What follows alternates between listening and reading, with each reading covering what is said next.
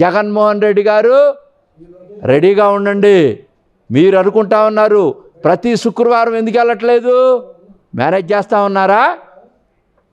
అదివరకంటే ముఖ్యమంత్రి అన్నారు, ఇప్పుడేంటి? ఎందుకు? కోర్టులు చూస్తూ ఉన్నాయి, నిన్ను ప్రశ్నిస్తాయి, తప్పకుండా నువ్వు కూడా జైలుకి వెళ్ళక తప్పదు. ఈ మధ్య కాలంలో చూస్తూ ఉన్నాం. ఆ ఒక్క అంశం కాదు, సరే సబితా ఇంద్రారెడ్డి గారు నేను దాంట్లో చేయలేదు, నన్ను చాలా మంచి తీర్పు ఇచ్చారు అని ప్రత్యేకంగా చెప్పడం జరిగింది.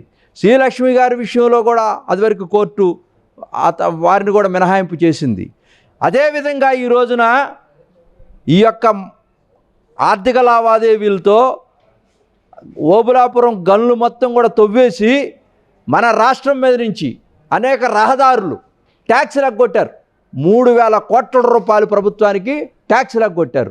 రోడ్లు మొత్తం కూడా బదాబదలం అయిపోయాయి. రోడ్లన్నీ కూడా అధ్వానంగా తయారయ్యాయి.